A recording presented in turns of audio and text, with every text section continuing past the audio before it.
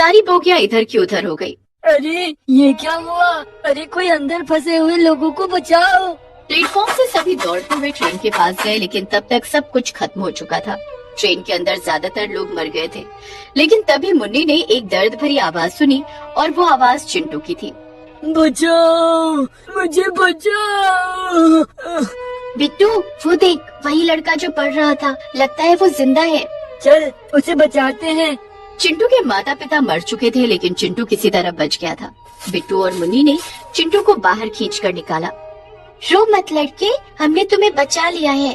पानी, पानी दो, पानी। उसे अस्पताल में एडमिट कर दिया। अस्पताल में कुछ दिन चिंटू का ट्रीटमेंट हुआ था। उसे अपने माता पिता के बारे में कुछ याद नहीं था। चिंटू ने मुन्नी और बिट्टू से पूछा, बिट्टू, मुन्नी, मैं कौन हूँ? क्या तुम लोग पहले से ही मेरे दोस्त थे? बिट्टू ने मुन्नी को चुपके से बताया। मुन्नी, लगता है ये सब कुछ भूल चुका है। अब इसे एक्सीडेंट के बारे में बताकर कोई फायदा नहीं, फालतू में इसका दिल दुखेगा। हाँ बिट्टू, तू सही कह रहा है। मुन्नी ने चिंटू को बोला। हाँ चिंटू, हम सब पहले से ही दोस्त थे। मैं क्या करता था? तुम हमारे साथ पहले से ही भीख मांगते थे और खेल कूद करते थे। अच्छा, तो ये बात है, लेकिन मुझे बहुत भूख लगी है। हाँ तो चलो ना, भीख मांगकर पैसे इकट्ठे करते हैं और फिर खाना खाते हैं। तीनों ट्रेन में चढ़ गए और भीख मांगने लगे।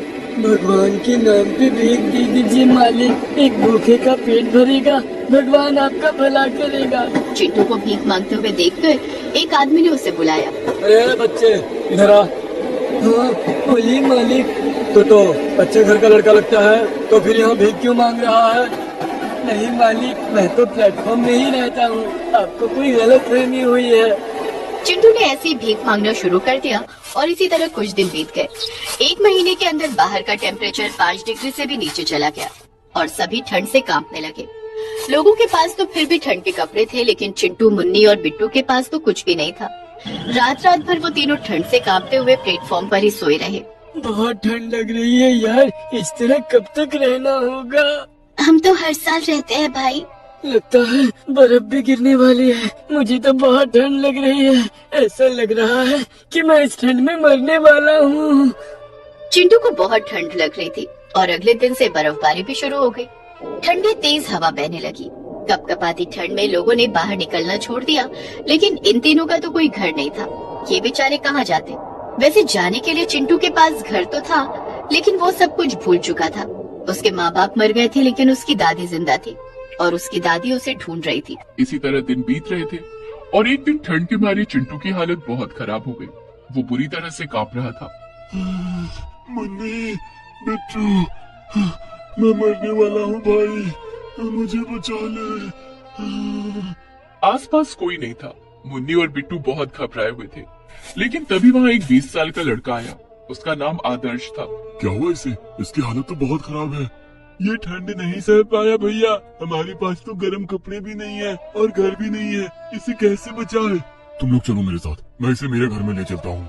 आदर्श ने चिंटू को गोद में उठा लिया और बिट्टू और मुन्नी भी आदर्श के साथ चलते हुए एक टूटी फूटी ट्रेन की बोगी के पास आए। क्या यही तुम्हारा घर है भैया? हाँ, यही मेरा घर है, अंदर आओ।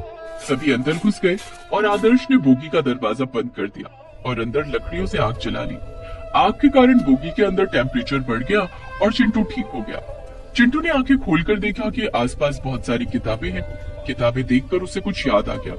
उसका कमरा किताबों से भरा हुआ रहता था। उसने धीमी आवाज में कहा, किताबें? कितनी सारी किताबें?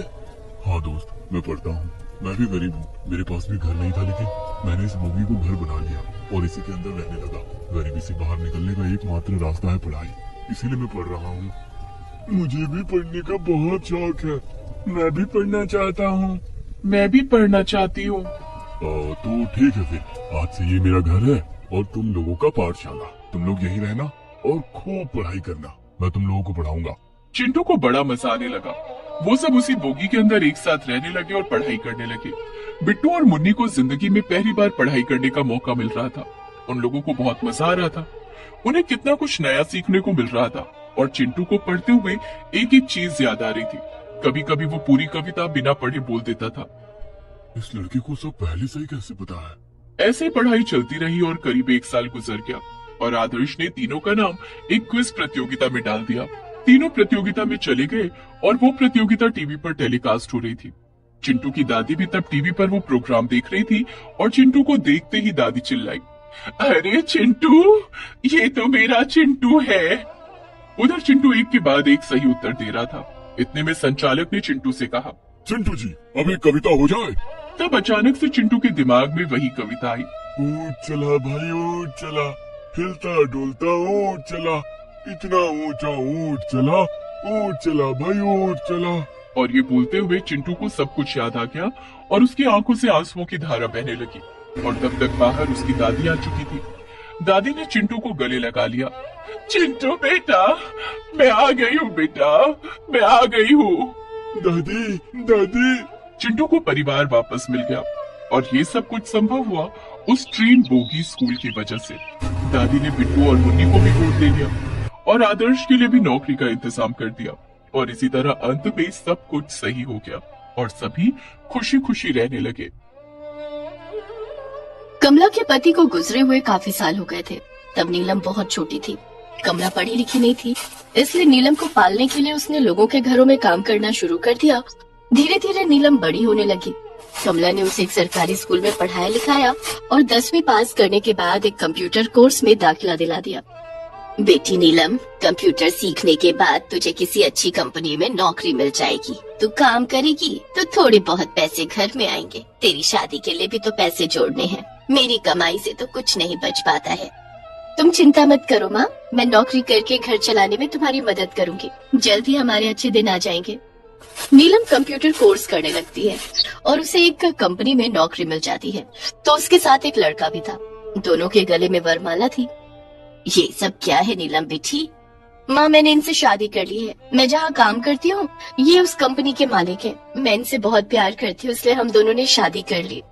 कमला ये जानकर खुश हो जाती है कि उसकी बेटी ने एक अमीर लड़के से शादी की है। वो अपनी झोपड़ी में बेटी और दामाद का स्वागत करती है। कुछ देर बाद, अच्छा माँ, अब मैं चलती हूँ। मेरे ससुराल में मेरे आने की खुशी में ग्रैंड पार्टी है। अब अच्छा बेटी। तभी नीलम का पति आशुतोष कहता है, नीलम, क्या तुम पार्टी में अपनी माँ को नहीं बुलाओगी? आशुतोष, हमारी पार्टी तो देर रात तक चलेगी। माँ को जल्दी सोने की आदत है। माँ पार्टी में आकर क्या करेगी? कमला को नीलम की ये बात बहुत बुरी लगती है, लेकिन कोई बात नहीं। मुझे तो इस बात की खुशी है कि मेरी बेटी को अब गरीबी में दिन नहीं गुजारने पड़ेंगे। लेकिन ससुराल जाने के बाद नीलम कमला को भूल जाती है और अपनी अमीरी भरी जिंदगी में मशगूल हो जाती है। और जाकर महंगे महंगे गर्म कपड़े और कोट खरीदे। इधर कमला अपनी फटी हुई साड़ी से खुद को ठंड से बचाने की कोशिश कर रही थी। नीलम के पति आशुतोष ने कहा, नीलम, अपनी माँ के लिए भी कुछ गर्म कपड़े ले लो। माँ के लिए नए गर्म कपड़े लेने की क्या जरूरत है? घर में काफी सारे गर्म कपड़े रखे हैं जो पुराने हो गए। मैं उन्हें माँ को दे दूंगी। लेकिन इतनी ठंड में उस झोपड़ी में कौन जाएगा? झोपड़ी से उसकी बूंदें टपकती हैं। ये मत भूलो नीलम कि तुमने अब तक उसी झोपड़ी में अपनी जिंदगी बिताई है और अब तुम्हें वही झोपड़ी बुरी लग रही है। वो सिर्फ एक झोपड़ी नहीं, तुम्हारा मायका है। आप तो बस हमेशा मुझे ताने मारते रहते हैं। ठीक है, मैं चली जाऊंगी वहाँ। लेकिन माँ के लिए नए कपड़े ले लो। उन्हें पुराने कपड़े देना ठीक नहीं होगा। मेरी माँ को मुझसे बेहतर कौन जानता होगा? उन्हें हमेशा से दूसरों के पुराने कपड़े पहनने की आदत रही है। अब आप चलिए, फिजूल खर्ची करने की कोई जरूरत नहीं है। नीलम आशुतोष का हाथ पकड़कर उसे मॉल से बाहर ले आती है। माँ, देखो तो कौन आए हैं। अरे नीलम, मेरी बेटी, कैसी है मेरी बच्ची? मैं ठीक हूँ माँ। ये देखो, मैं तुम्हारे लिए गर्म कपड़े लाई हूँ। कल ही ने मॉल से खरीदा है। नीलम ने गर्म कपड़े कमला की ओर बढ़ा दिए। कमला गर्म कपड़ों को खोलकर देखने लगी। उसमें से कुछ स्वेटर देखने में बहुत पुराने लग रहे थे और कुछ फटे हुए भी थे। लेकिन कमला ने नीलम से कुछ नहीं कहा। तभी नीलम के सिर पर ओस की एक बूंद आकर गिरी जो झोपड़ी से टपक रही थी। ओह, मेरे सिर पर ओस टपक रही है। मेरी तबीयत खराब हो जाएगी। अच्छा माँ, मैं चलती हूँ। तुम अपना ख्याल रखना। रुक तो बेटी, मैं चाय बनाती हूँ, चाय पी कर जाना। नहीं माँ, अब मैं और नहीं रुक सकती। यहाँ मुझे बहुत ठंड लग रही है। पता नहीं तुम इस झोपड़ी में कैसे रहती हो। कमला को एहसास हो गया था कि नीलम उसकी गरीबी से चिढ़ती है। अमीर लड़के से शादी करने के बाद वो अपनी माँ को ही नीचा समझने लगी है। नीलम तुरंत गाड़ी में जाकर बैठ जाती है और ड्राइवर से ब्लोअर चलाने के लिए कहती है और हीटर ऑन कर देती है। इधर कमला नीलम के लाए हुए फटे पुराने गर्म कपड़े पहनकर संतोष कर लेती है। लेकिन थोड़ी देर के बाद कमला देखती है कि उसकी झोपड़ी के दरवाजे पर उसका दामाद खड़ा। अरे दामाद जी, आप? अभी अभी नीलम बेटी आई थी। आशुतोष के हाथ में एक पैकेट था। वो पैकेट कमला की ओर बढ़ाते हुए बोला, सासू माँ, मैं आपके लिए कुछ गर्म कपड़े लाया हूँ। लेकिन इसकी क्या जरूरत थी? नीलम भी मेरे लिए गर्म कपड़े लाई थी। जरूरत थी सासू माँ। आशुतोष ने गर्म कपड़ों का पैकेट नीलम के हाथ में दे दिया। नीलम ने जब उन्हें खोलकर देखा तो वे सभी कपड़े नए और काफी महंगे लग रहे थे। सासू माँ, इस झोपड़ी में तो आपको बहुत ठंड लगती होगी। लगती तो है बेटा, लेकिन मेरी हैसियत सिर्फ इस झोपड़ी की ही है। नहीं सासू माँ, अब मैं आपको यहाँ नहीं रहने दूंगा। अपना सामान बांध लीजिए। लेकिन जाना कहाँ है? वो सब मैं आपको बाद में बताऊंगा। कमला अपना सामान बांध लेती है। आशुतोष उन्हें अपनी कंपनी के गेस्ट हाउस में ले जाता है। आज से आप यही रहेंगी। आपको यहाँ खाना पीना और कपड़े सब कुछ मिलेगा। कमला ने देखा कि कमरे में हीटर लगा हुआ था और कमरा काफी गर्म था। अच्छा सासू माँ, अब मैं चलता हूँ, लेकिन आप नीलम को कुछ मत बताइएगा। ठीक है बेटा। वो देखता है कि नीलम फोन पर किसी पर गुस्सा कर रही है। तुम्हें अभी गांव जाना था, कितनी ठंड पड़ रही है, अब यहाँ घर का काम कौन करेगा? क्या बात है नीलम, किस पर गुस्सा कर रही हो? काम वाली 2 महीने के लिए गांव चली गई है। इतनी ठंड में बर्तन धोना, खाना बनाना और झाड़ू पोछा, ये सब कौन करेगा? तो दूसरी काम वाली रख लो। कईयों से बात करनी कोई भी तैयार नहीं है। तो फिर तुम्हें खुद ही ये सब करना पड़ेगा। नहीं, मुझसे घर का काम नहीं होगा। एक काम करती हूँ, कुछ दिन के लिए माँ को घर बुला लेती हूँ। वो घर का काम कर देंगी और उन्हें भी इस ठंड में उस टूटी फूटी झोपड़ी से राहत मिल जाएगी। क्या तुम अपनी माँ को इसलिए यहाँ बुलाओगी?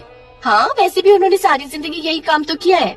नीलम उसी समय अपने मायके जाती है और अपनी माँ को पुकारने लगती है, माँ माँ, कहाँ हो तुम? लेकिन नीलम देखती है कि झोपड़ी में कोई नहीं है और न ही कमला का कोई सामान वहाँ था। माँ तो झोपड़ी में है ही नहीं और न ही उनका कोई सामान वहाँ है। कहीं तुम्हारी माँ घर छोड़कर कहीं चली तो नहीं गई? माँ का इस दुनिया में मेरे अलावा और कोई नहीं है। माँ कहाँ जा सकती है? तभी नीलम के घर पर एक काम वाली आती है। दीदी, आपको काम वाली की जरूरत थी ना? हाँ हाँ, तुम्हें क्या क्या आता है? मुझे खाना बनाना, बर्तन धोना, झाड़ू पोछा करना सब आता है। ठीक है, तो कल से काम पर आ जाना।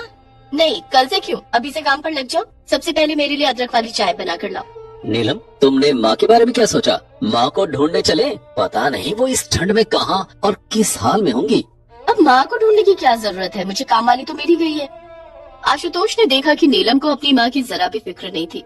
इधर कमला मजे में अपने दामाद के गेस्ट हाउस में रह रही थी, लेकिन नीलम को इस बारे में कुछ नहीं पता था। धीरे धीरे दिसंबर का महीना खत्म हो गया और जनवरी का महीना आ गया। नीलम, ठंड काफी ज्यादा बढ़ गई है, क्यों ना हम माँ को एक हीटर दे दें? माँ तो हमेशा लकड़ियाँ जलाकर आग तापा करती थी, उन्हें हीटर की क्या जरूरत? ठीक है, तो चलो एक बार माँ के पास चलते हैं। हम भी लकड़ियों की आग का मजा ले लेंगे। हमारे घर में हीटर है, पूरा घर गर्म हो रहा है, फिर तुम्हें उस टूटी फूटी झोपड़ी में क्यों जाना है? लेकिन अब तुम्हें वहीं रहना पड़ेगा। वहाँ रहना पड़ेगा? लेकिन तुम ऐसा क्यों कह रहे हो? क्योंकि मैंने ये घर बेच दिया है और मैं विदेश जा रहा हूँ। मैं वहाँ जाकर तुम्हें बुला लूंगा, लेकिन तब तक तुम्हें अपनी माँ के पास रहना होगा। घर बेच दिया? मेरे बारे में एक बार भी नहीं सोचा कि मैं कैसे रहूंगी? मैं तुम्हारे बारे में क्यों सोचूं? क्योंकि मैं तुम्हारी पत्नी हूँ। जब तुम बेटी होकर अपनी माँ के बारे में नहीं सोच सकती हो, तो मैं तुम्हारे बारे में क्यों सोचूं?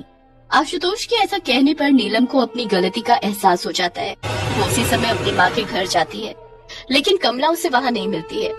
नीलम परेशान होकर कमला को ढूंढने निकल जाती है। रास्ते में उसे आशुतोष मिलता है और उसे गेस्ट हाउस लेकर जाता है। नीलम वहाँ कमला को देखकर बहुत खुश होती है और उससे माफी मांगती है। उसे अपने साथ घर ले आती है।